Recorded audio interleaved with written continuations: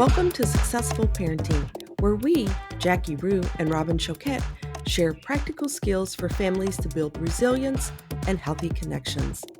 As practicing professionals and parents ourselves, we hope this podcast is a resource for parents to grow, reflect, and learn more about themselves and their children. Our approach is simple, tangible, and most importantly, we lead with compassion for the integrity of the families we serve. This podcast should not be taken as medical advice and is intended for informational purposes only. We love our work and we can't wait to watch families gain confidence and open themselves up to new ways of successful parenting. Hello, Robin. How are you doing? I'm good, but a little unorganized this morning. I'm just kind of feeling out of it, I guess. You know how those days go sometimes. Yeah, that's not like you. Usually you are super organized and on top of things. Maybe it's just a lot going on. Yeah, and I keep the electronic calendar, but for me, I also need that paper and pencil. And then I get frustrated because I need both, and I'll drop the paper and pencil, and I just can't do that. I need to keep both going. And I think it's one of those things I get frustrated with myself. But, when I'm accepting it and I just do it, then I'm all good. Well, and I think everybody truly has like their own method for staying organized and their own things that help them. I use like sticky notes and, I use a day planner that's on paper. So I feel like for me, I've developed a lot of systems that work. Yeah. And if you're a parent out there and you feel like you can relate, this episode is going to be a game changer for you because I think our guest expert this week, I've known her for a long time and her work has always impressed me. Her name is Karen Clark and she's worked in, different school districts. She currently owns her own center. She does so many awesome things and interventions. And so I am super excited to have her here today. And I think she is going to share a wealth of knowledge with our listeners just about how to motivate children, how to help them unlock their full potential and really connect with them in a way that builds those relationships that we're always going for in the home. Yes. Good morning and welcome, Karen. Welcome, Karen. Good morning. Thank you for having me. Thank you. We are excited. I know, Karen, I've had several conversations with you and you're kind of my go-to whenever I have a family or a child struggling with confidence and engaging in school and those executive functioning skills. And you always have the best strategies and just ideas. What about your background has really kind of helped you get to where you are? And how do you view your role with families? Sure. So my background in the mental health field, it started out of college and I worked in residential home for girls. They're wards of the state. They had failed foster homes. Some of them didn't have their parental rights. I loved this job because this was like my chance as a young adult coming out of school to get the opportunity to be that glorified parent when I worked evenings and these girls came home from school and they had homework, they had chores, they had a lot of really intense behaviors. And that gave me a really good start to start thinking about that organization and getting them started and finishing tasks when they had other things that they were dealing with. And it was really working on that consistency and that empowerment to get them to understand this is life, this is what we do. And so being able to start there really gave me the sense of this is what we need to do and help our kids be successful in the future. So that's also moved on to me then, working in schools. I've worked as a school social worker in special education for the last 20 years and working a lot with students that have individual education plans, and a lot of their goals focus around organization and sustained attention. So working with students to help create those goals and work on them throughout the year has been super helpful. And then now just working in my private practice with a variety of clients who struggle with that organization has been very, very exciting. So nice to have someone like you that can really support the families. That's one thing we hear a lot of parents say to us about how do they support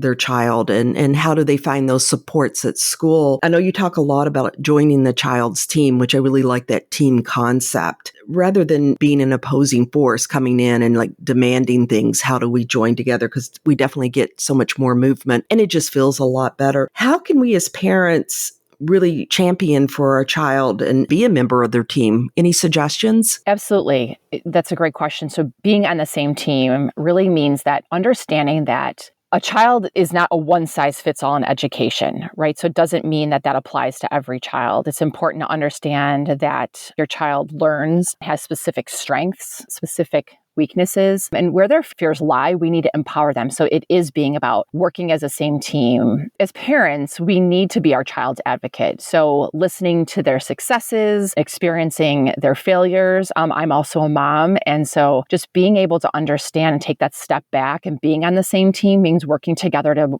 maybe problem solve, as well as setting an example of how we value education in the home. Because again, as I say we, because as a parent myself, I remember thinking, as my daughter was getting older and having so much excitement for her to start school and fostering that excitement for her. And that's where my husband and I continue to work as a team to really work beside her on some of the things that she's good at and some of the things that she might struggle with. But also as a clinician, I talk so much to parents about how important it is to have that positive attitude about school and really emphasize the importance of school. It's something that their child might struggle with or something that they can definitely celebrate with them. As they get older and work through the system is how important it might be to be involved in something at school, whether it's like a club or a sport, playing an instrument, volunteering. So true. I think our kids are exhausted physically and emotionally being at school.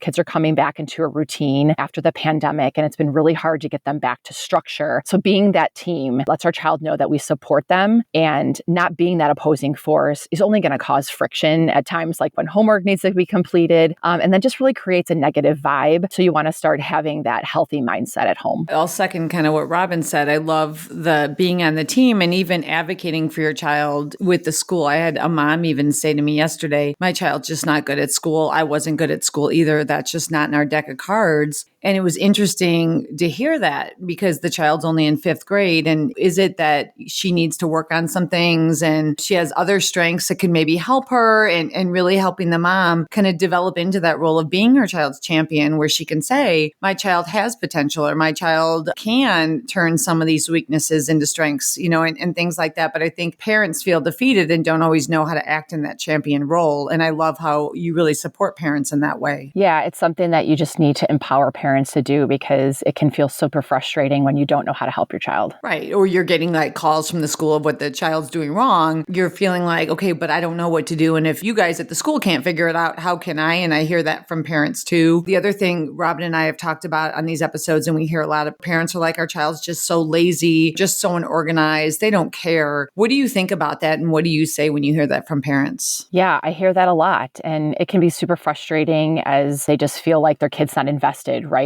And again, that goes back to that, what I was saying about the one size does not fit all approach, and knowing that some kids have individual learning styles and they can be struggling somewhere. So we need to know where to help, right? And we, like you said, we know that nagging is not going to be the best approach. If you see your child displaying some sort of difficulty with homework or procrastinating, which that's really hard for some kids, the avoidance is coming from something, right? That behavior means something. And so that could be time to really seek the assistance from school staff, and reach out, or maybe even find somebody on the outside in terms of a therapist that can help foster some of that. I really want to emphasize that to really get a child to work on some of the strategies that we think that they just aren't organized or they're lazy, it goes back to the child having a purpose, right? And they then can have that control to know what that feels like in terms of having the control over something. It gives their own actions and in terms helps the outcome, whether it's positive or negative. Yeah. I like that too, because I think what happens is, it is really, and Robin and I talk a lot about, it is really about skills. It's not that you're good or not good at something, but having confidence that you can improve and you can't get those skills. Yes, that is so important because I think sometimes we just think kids know how to do certain things. And that's a great point because everyone doesn't know how to be organized. Everyone doesn't know how to limit their time to do something from start to finish. Karen, I know you work a lot with helping children and families develop executive functioning skills. Can you explain a little bit about what that means, what executive functioning skills are, and how it helps children engage in school? Sure. So executive functioning skills, they're known as our best essential skill set, right? So it's all of our activities that we do in a day. And that's important for really having those regulation skills. So how it's possible to sustain attention, formulate goals, really refrain from some of that impulsivity and distractions, have some of that frustration tolerance, and then really reflect on the past, but then really planning for that future. So these skills, obviously, they originate somewhere within our prefrontal cortex of the brain. So additionally, a lot of children with some sort of neurodevelopmental disorders and learning disabilities struggle with executive functioning the most. It's important really to know that not everyone is born with these skills. It's really hard, I think, sometimes for parents to say, why can't my kid do this? Or why don't they know how to do that? And this is something that they're learning each day in school. And we also have to foster that at home. And you think about like, what did I do in a day? How much you had to think about and plan and execute. So being organized in school is not just there, it's outside of school as well. And so with that said, I think that some kids don't understand how to execute some of those skills. And, their brains aren't fully developed. And, sometimes for kids, especially with ADHD, they need to learn those skills. That can cause them frustration with school and not like school. And that's when parents can see that maybe they look like they're lazy or they just don't understand an assignment, and that can cause frustration. So I talk about kids having purpose and really learning to manage these executive functioning skills in order to see, okay, I have a goal in mind and how do I get there, and looking ahead and really seeing the future. Then they have investment in that. And so that's really helpful in how we can, make sure that we're working with students, and even like at home, we foster that. And another important thing to really think about with executive functioning, it's not only at school. A lot of kids have a hard time in terms of like socially then, what that looks like, understanding people's perspectives, reading social cues. That's all about executive functioning. They can get overwhelmed in large groups of their peers, and they have a hard time maybe like maintaining those meaningful relationships. And this can really begin to cause a lot of anxiety with kids where they feel lonely or frustrated that they can't connect to their peers. So it's really important to know what the skills are and know that we can't expect our kids to know them all at once. Pick a few and start to think, where do my students' weaknesses lie? Or I'm sorry, my child's weaknesses lie, and then build on that. That's important. Excellent. I like that. Yeah, I think that's helpful. I think so many families are frustrated with their children, but teaching these skills is going to help them get to the next place. So I'm glad that you explained that. I think that's really helpful. Yes. Yes. Think about the subject of math and what all goes into that. Some kids will say like, I'm terrible at math, but you have to think about like the working memory and the sequencing and planning that goes into that. That can make a child frustrated. So it does always just connect back to executive functioning skills. Right. Are there any strategies that parents can use to teach children executive functioning skills at home, without creating more frustration or fights or just those blow-ups that so often we see? Absolutely. So that's where the motivation and like that empowerment piece really comes in. So like I said, to start learning how to practice like the start and stop of a task, we've got so many things that you can think about that happen at home, right? So establishing a routine. So what does that look like for your child when they come home? How do they work on their homework? Where do they sit? It's important to have less distractions and maybe to have someone close guiding them as they start their homework. Like I know I love to cook dinner in the kitchen. So my daughter is sitting at the island and she's just gravitated to sitting there from her room and just works on her homework and asks questions, and I can help her and kind of oversee what she's doing. And again, so that fosters us working together and then for me to understand what she's working on and to know that helps me know like what she's good at. And so that's super important to have that routine and that togetherness. Even organization. So you think about all that has to get done in your house and what our kids do. Like they take care of their room, they have chores, and that can mean, the week is busy and things can kind of fall out of sync. But it's important then to always go back to the beginning and say, okay, like maybe on the weekends, like where are we going to start cleaning your room? How are we putting these clothes away? I really want this to happen. If you can get this done, then maybe you can, have more time, whether it's on your phone or whatever it may be, because that if then always makes them feel like they're part of it and you're working together. And, then they understand like that time management of like, I'd like it done before this time, or really being able to show how long something takes. Because I think kids really struggle with, they might see something in terms of an assignment or a project, and it is so overwhelming. Oh, so true. And break that down for them, right? And so being able to have them understand that you can start here, you can take a break, go do what you need to do for an hour, and then we're going to come back. And, that's when like alarms can get set. You can use your Alexa in the house. You can use your microwave timer if the kid's sitting with you in the kitchen. And just to have those visuals of like the start and stop is so important to also do at home. Right. And that ability, I think, is you're saying they get so overwhelmed, they often don't know how long a task is going to take. And so often they view it as much bigger than what it is. That's the one thing I see often. Absolutely. I love that, chunking it down and saying, do what you can in these 30 minutes or whatever it is. And then they get a better understanding of how they work, and they don't view it as so large. They understand they can get these tasks done quicker than what their brain may tell them. And that's exactly it, because that's when the procrastination or the avoidance comes in. Like, I can't do that. It's too much. So you can just kind of, and you think about, that's what's done in school. So they're also learning that maybe they're chunking assignments when the teacher might give them deadlines of we're going to work on this week and then next week. You can also do that at home and empower your child to really feel like, okay, I can get this done. And then there's less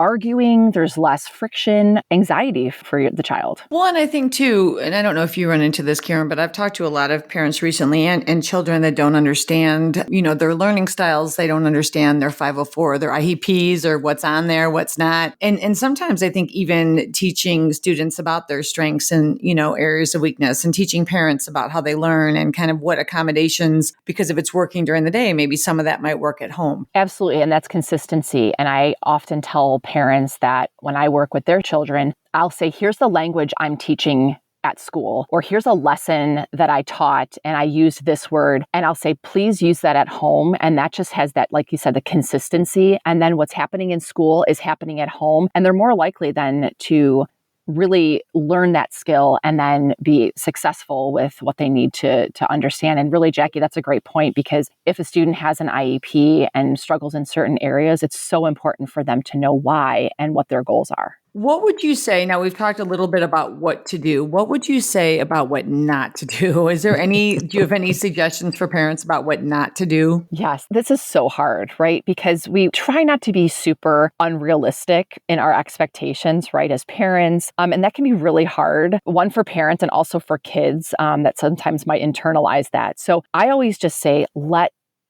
go of your wanting to control a lot of what you don't see your child doing, right? So that's empowering then the child to have a little bit more control of what they think they can't do. And when parents want to control every aspect of a child's like education or life or whatever, it just doesn't give them the sense of they're learning and they're learning those skills. And so I tell parents, don't be afraid to step back and let them fail. And I often get like, well, they're going to fail the class or they're not going to learn. And I said, but that's when our kids learn the best. And they see, like I was saying before, they have purpose. And then you can adjust from there, but we learn from our mistakes and our failures. And then that's when a plan can get created, a new plan of action. And that's really hard for some parents to like step back. But I've seen great success in that and letting go and just being like, okay, I'm not checking, the school website, and I'm not going to go into that and show them how many things are missing. And when we put it back on the child, it's so much easier for them to have control, and they are the ones that,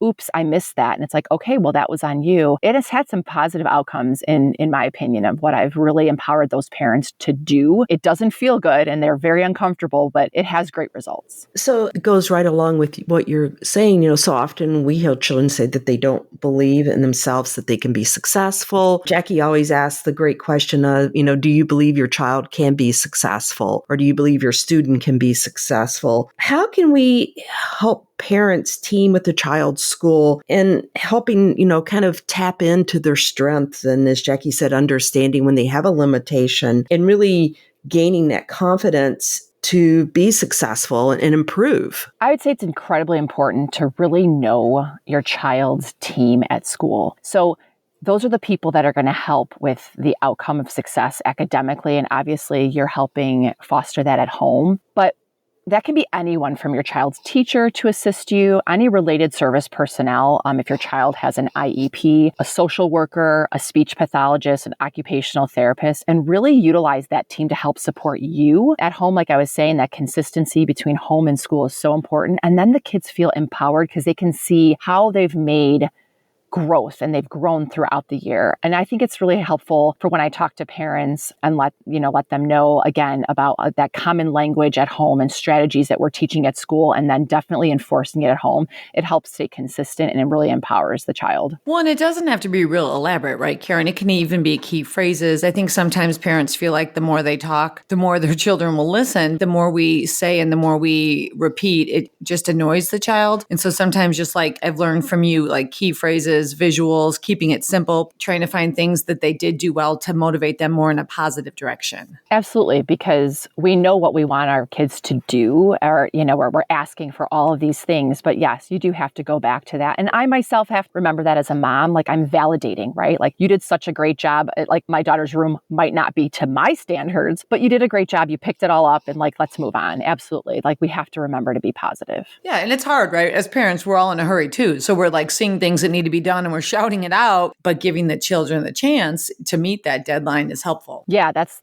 super helpful, because a checklist could be easy to put down in their room or in the kitchen to say, can you get these 3 things done? Because then I hear parents will always say, I've asked them 13 times to do something, but they might not remember because they're busy doing one thing and they can't switch and transition in their head as fast as we might want them to. So that goes back to our expectations, which can be really hard to let go, but you still have to remember like where they are developmentally, they're trying their best, and then being able to execute how we want them can be very different from what they can actually do. Right. And then I was just thinking, in a home, you have different children with different styles, right? And one child may be able to have 2 or 3 directions and then, go do it. Another child may need one and then the second and then the third.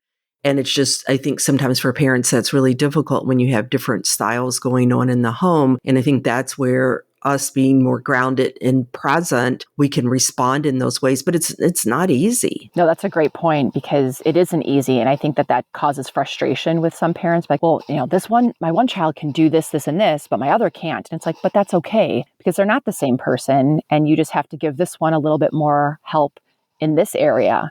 Really working with them to understand that, yeah, they are different. I like how you said consistency, do what works, make sure that they have an area, some routine when they come home. If electronics are a big distraction, try to hold those off until, something's been done. Kids are going to fight it, right? Initially, routine does help, especially when we're trying to work on some of these skills. Yes, routine is absolutely super important for building those skills, because you think about the beginning of a school year and how you start with all the fresh supplies and, this date is the day that you start school. And like, you have to continue to be consistent with that, because all throughout the year, then things get harder. You throw in sports, you throw in activities, and there's just a lot for kids to remember. And so I think it is important to go back to a lot of those reminders and letting kids know, like, this is what we're doing in the morning when you come home from school. This is what we're doing after school. I always like to give those advanced warnings, even to my own daughter, who I think sometimes really has it in her head, and she'll look at me and say, wait, what are we doing? And I'm like, but I already told you. And I have to go back to, nope, just continue to be consistent and just give her those reminders. And that's what happens at school all day. And then you have to kind of just, remember that they're exhausted, they come home and they might need some of those reminders. Absolutely. Well, thank you. This has been a great conversation. Thank you. It's been great. Yeah. And I think that your suggestions are awesome. We try to encourage the clubs. I almost wish school had clubs as like a class, because so many kids that I have struggle in school don't want to join clubs. And so I love that suggestion, but trying to get them to engage and socialize, it's really a good idea, but it's a challenge, I know. Yeah, it's great to be involved. It keeps our kids active. It keeps them feeling better mentally about themselves. And it's proven to be successful just to keep them busy. Yeah, no, that's awesome. And I know we'll link all your information in your bio. And I know Robin has some questions to ask you. Yes. Okay. Here we go. 3 questions that we ask every guest. You may choose to answer 1, 2, or all 3 of the questions. It's your choice. Let's start. Number 1, tell us one of your funny parenting stories. Now, this could be from you as a parent or from you as a child and something your parents did. Number 2, what TV, family, or movie would you want to be a part of and why? And 3, what does successful parenting mean to you? Take it away, Karen. Okay, great questions. Oh my gosh, I have to just throw out there number 2 is just funny. It's dating myself of my age, but who wouldn't want to be part of the Keaton family? I loved Family Ties and have Alex P. Keaton as your older brother. So that's a good one. That is a good one. Yes. Funny parenting story, actually. When I was 8 years old, my dad and I were part of Indian Princess through like the YMCA. And that was something that you joined to kind of, you joined this tribe to have show that you have a healthy relationship, father-daughter relationship. And that was one of the activities that I was involved in young. And so you chose a name. I chose Yellow Feather for my blonde hair. And, my dad chose Chief Bald Eagle for obvious reasons. And that was something that we went on outings and we did like scavenger hunts and you had meetings in your home and you hosted these things. And my dad was the chief of this tribe and the girls would come to my house with their dads and you would do crafts and you would earn these beads for the necklace that you would create to kind of show your dedication. And then what was important is this, like, you had the feathers that you gained for doing certain things. And the one that stuck out was this eagle feather. And that was the hardest feather to get. And you had to sit and talk to your dad for an hour. Well, think at 8 years old, talking to your dad for an hour felt like forever. And so he took me to a park and we sat down and we talked, about various topics and we did it. And I was so proud. But fast forward then to my wedding. And so my dad is giving his father of the bride speech. And he's talking about, my accomplishments and my successes and how I met my husband. And then God, I'm going to cry.